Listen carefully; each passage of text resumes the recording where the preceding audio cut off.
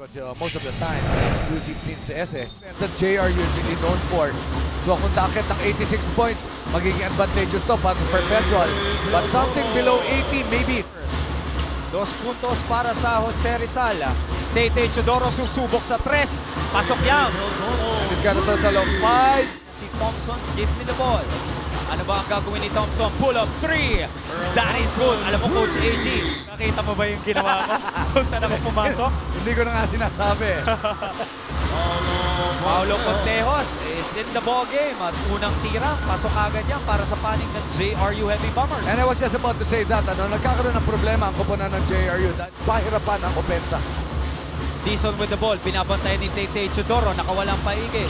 Lumay up, napakagandang layup niya using the glass. He scored 11 points in their last game. He was the best player of the ball game.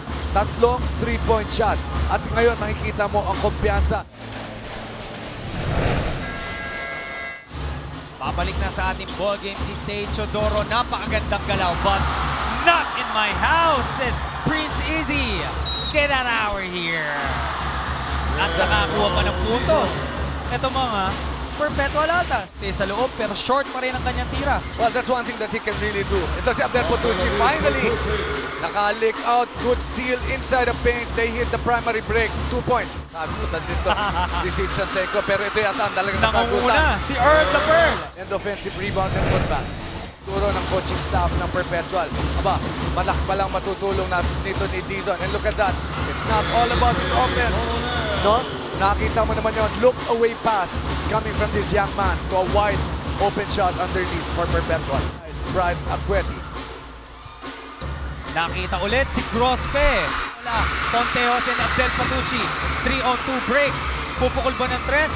Pumukol nga. Mukhang maganda. Del Potucci. De la Vergen. Alam naman natin kung bakit nandyan siya. Contejos susubok ulit sa laban. Bate! For the rebound. Umiinit ng ating laban. Pupukol ng 3 para sagot ni Paulo Contejos. And that is Dizon for you. Now back to the ball game. De la Vergen. Popping out is on fire. Paulo Contejos! Quarter alone, of course, with the offensive onslaught that was shown by Paulo Contejos. They scored 29 points in the third quarter alone. But this guy has really stepped up in offense. Pero hindi pumasok. De la Paz. Back to Grospe. Ginamit ang board. Back to Grospe. Mukhang tatawagan pa ng foul. Etong si Coronel.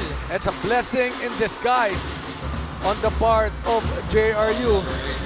Look at Coach Vergel. Not happy with Abdel Potucci. And with exactly 3 minutes to go in this ball game. Eto na naman, Oh! Ito na nga, si Grospe.